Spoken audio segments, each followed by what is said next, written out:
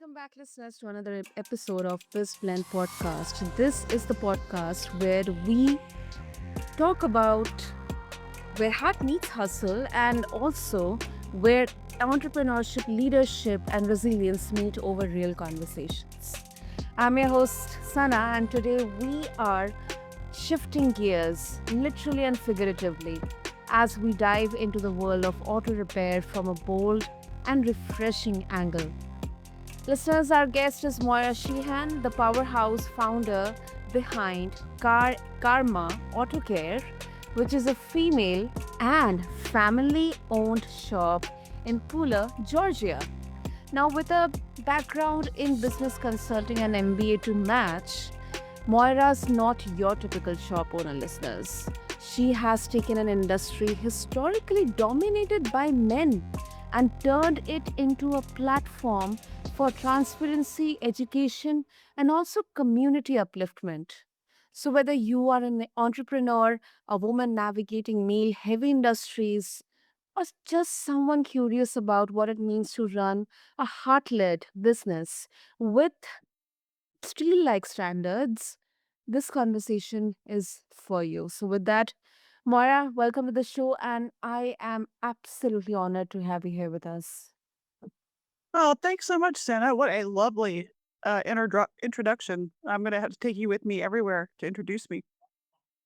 No, I mean, I must. I mean, I'm such a, I'm admiring your, um, you know, journey, your work because, you know, it's typical. It's conventional that whenever we think about auto repair, auto industry, we I mean, very seldom picture a female entrepreneur making waves in that. So that's something so inspiring, and I'm absolutely looking forward to explore that, Moira. So before we talk about that, I would love to know your journey. Our listeners would love to know your journey. What made you shift from transforming or coming from the corporate world, then coming into the gritty world of auto repair? And what did people not understand about that decision? Well, Santa, yes, I was in the corporate world, but I had always been interested in cars. I had raced cars since I was younger. I had built my own engines. I had always been a shade tree mechanic. And, growing up female, you're told that you can't work on cars as a living just because you're female. So, of course, I did what I was told, and I went to college and I got an MBA and I did the corporate world. And then in 2007, I was a business management consultant when the economy collapsed. So I lost all of my contracts, but I had saved up some money and I thought, well, this is a good time in life. Maybe I should go do what I really like to do, which is mess around with cars. And that's how it started 17 years ago. And it's not an easy path, that's true, but I feel it's very rewarding because my mission is threefold. I want to give customers a place to get their cars worked on that is welcoming and truthful and transparent. I want to provide an employer in this industry that treats their staff with kindness and, dare I say it, love.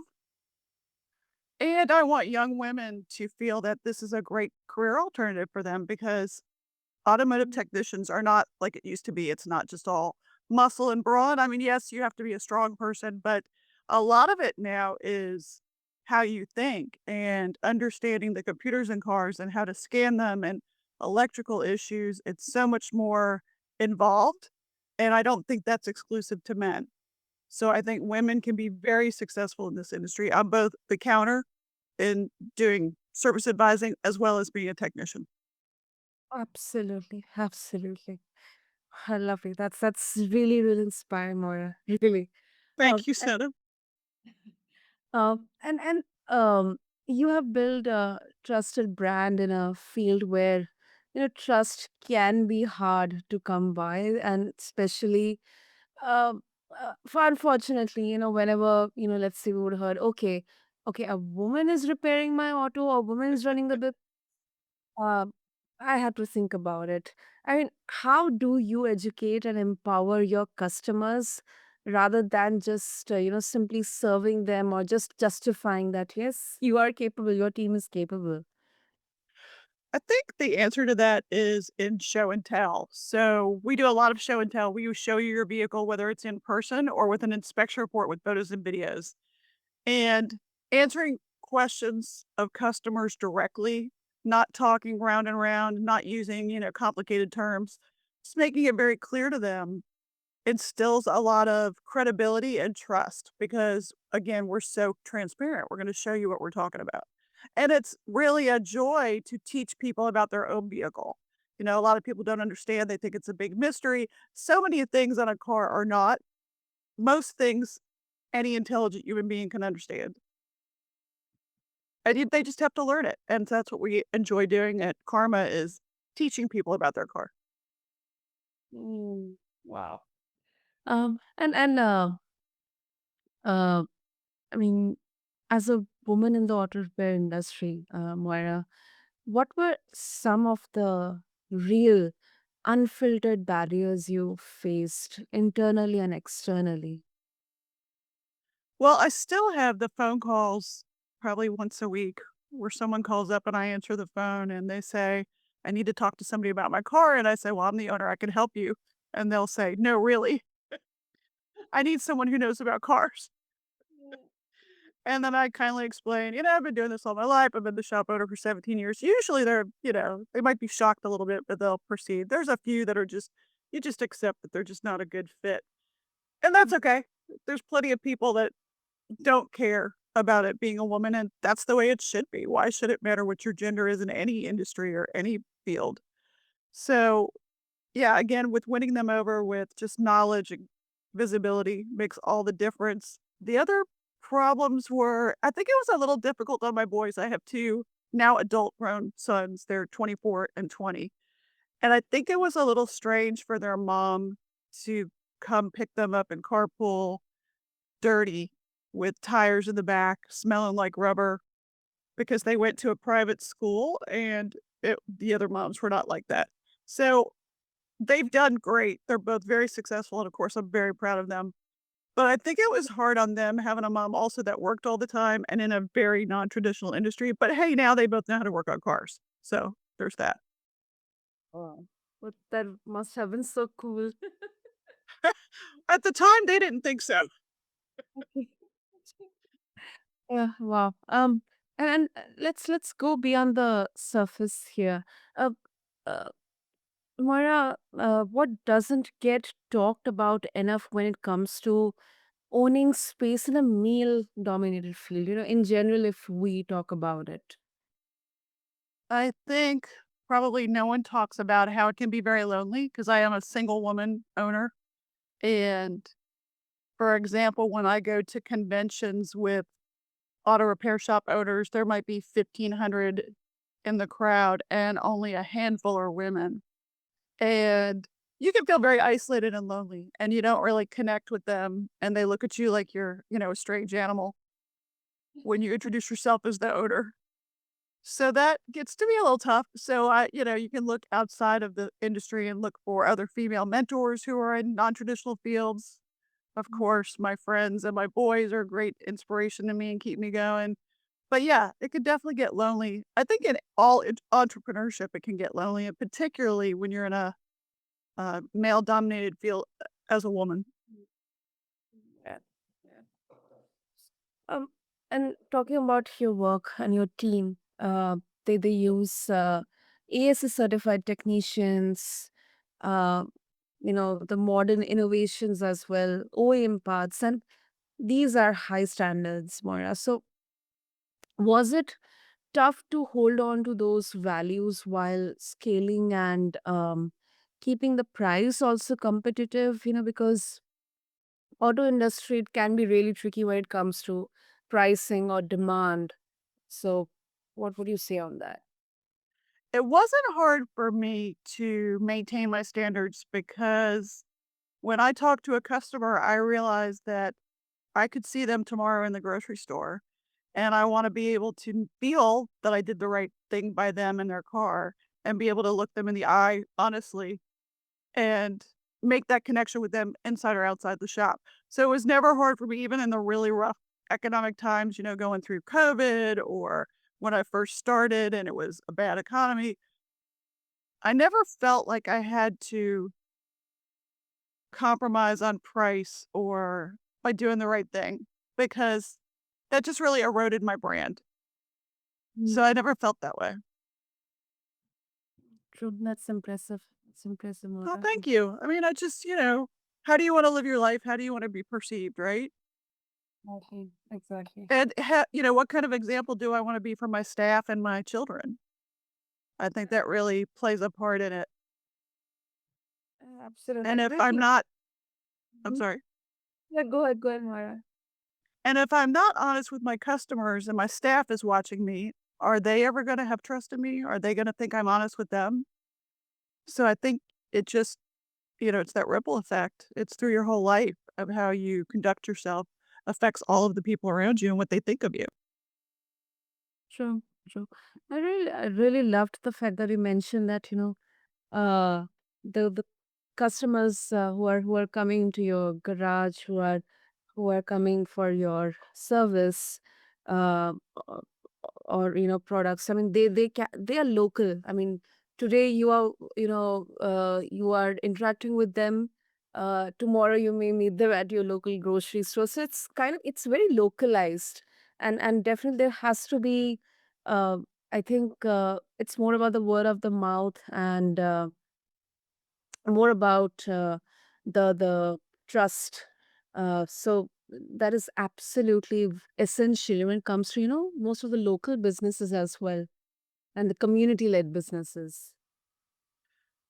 Yeah, I think it's really important to be part of a community to be vulnerable a little bit and show who you really are. I do think it comes across that we just started doing some serious meta ads, Facebook, Instagram, and doing a lot of videos. And I think it comes across in the videos too, because in all of the videos, I'm interacting with the staff or it's just staff. You can tell they're sincerely happy and enjoy what they do. And I don't think you can have that if people have to hide anything about who they really are. I think it shows our openness and our willingness to interact with the customer in every video that we have too. Absolutely, absolutely. And talking about community, I mean, you are partnering with local nonprofits as well, Moira. So, was that always a strategic part of your business plan, or did it evolve through your personal experiences? Well, I feel that as an employer in the area, you have to give back. I think that's definitely a requirement to be a good corporate citizen. And of course, I choose those nonprofits that are dear to me in one way or another. So, for example, I did a lot of work with Greenbrier Children's Center, which is a home for abused and neglected children here in Savannah. And that was what I was consulting. And then we continued to support them once I opened the shop. Then I've also worked with Safe Shelter for women that are abused and battered because it's just, I feel that women are often neglected in our society. And I feel like that's the thing that I need to support, women and children because they're the most easiest preyed upon in our society. And then this year we've been supporting women and sheltered from the rain.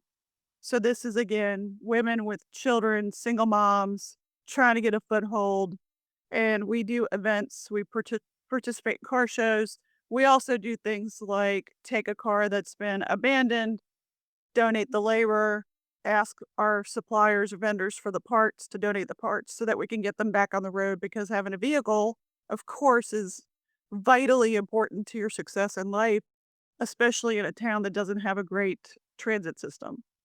So I feel again, it's just a responsibility as an employer to be kind to people, especially to those who are struggling, as well as my staff and my customers. That's impressive. I mean, you're working with You. organizations like Safe Shelter, Green Brier, Children's Center. Wow. I just want to bring another aspect into this, just from a different perspective that critics would say that customers, they would just want fast, affordable repairs. Not education or coffee or Wi-Fi in the waiting area, or other amenities. So w- is like, what would you say on this? That is karma like over engineering the customer experience, or is it like it's kind of building an ecosystem uh, on the customer experience? Well, I agree with them. It should be fast and convenient.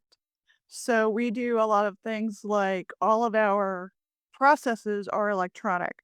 Customer doesn't even have to come to the shop at all other than to drop off the vehicle. They can drop the keys off in a lockbox. They don't ever have to come in. I'm right near the airport in Savannah, so we will work on their car while they're traveling. We'll take them to the airport, put their car back in parking, whatever they need, and then the estimate, the inspection report, and the invoice can all be sent to you either by text or by email, and you can even pay with your phone, and then you can pick up with, lock boxes that have security codes on them. So I try to make the processes easy, and now we have such great technology to be able to do this that you can have it fast and, uh, not I wouldn't say low cost, but fairly priced. Mm. Wow, okay. That's interesting. Interesting. So it's not only the repair, but the, like bundle of services provided along with the repair work as well. Yeah, that's right. And all of us are so busy these days. Anything I can do to make that process quicker and less painful, I'm on it. I'm with it. Mm. That's quite innovative because uh, this industry is traditionally very, uh, you know, uh, uh, hands-on driven approach, not much technological advances. That's what people would think, critics would think, that not much of technological advancements have been made. But and it's a very creative blend of tech with customer experience, and of course team building. So that's interesting, Maya. Um, Yeah, thanks, Sarah. Yeah, for when I got into this industry, I had come from my business management background was with in tech. So I was quite shocked when I got into it how there was almost no technology, but it's gotten so much better in the last few years that there's no reason not to, and it's not that expensive. There's no reason to not use it. Now, I'm even using now a virtual assistant through AI, and she learns as she answers every phone call. So if we can't catch a call, you talk to we call her Scarlett, and it feels like she's another employee because we talk about her so much, but she does a great job of catching the phone calls when we can't, so customers can still feel like there's some personal connection even though they're talking to an AI voice. wow. Oh, that's something very, very interesting. Very interesting. Oh, Um, thank you. great, great. Moira, so if our listeners, they would like to connect with you and also get to know more about how CARma AutoCare is revolutionizing both at the local level and from the technological level in the auto repair industry, what would be the best way? They can go to our website, www.carmaautocare.com, and that's karma with a C, because we create great karma and auto repair, and I am the ma of cars. Oh, wow. Wow. Yeah, I could get hint about both the aspects from the name. It's really a beautiful creative wordplay in there. Thank you. Oh, okay. So I'll make sure to have the links in the show notes for our listeners. And Mara, this was absolutely an incredible conversation. Um, Definitely. I mean, firstly, it reminds me of breaking barriers. It doesn't mean breaking down who we are. I think it means building something better, stronger, but with authenticity. And y- your journey is a roadmap for founders everywhere, not only the women founders, but for all the founders and entrepreneurs. out there. So thank you so much. Thank you, Senna. I'm gonna call you anytime I feel that I'm not doing the right thing or I'm getting depressed so you can pump me up because you're doing a great job of making me feel great about myself. Oh my goodness, thank you so much for. Oh, great. So listeners, as we wrap up this episode of This Blend, if this conversation inspired you, it challenged your assumptions, the stereotypes, or it made you think differently about your own business, share it, review it, and connect with us. And also do check out CARma AutoCare and refer to the show notes along with this episode. Until next time, stay bold, stay blended, and keep building what others only dream of. This is BizBlend, and I'm your host, Sana. Thank you.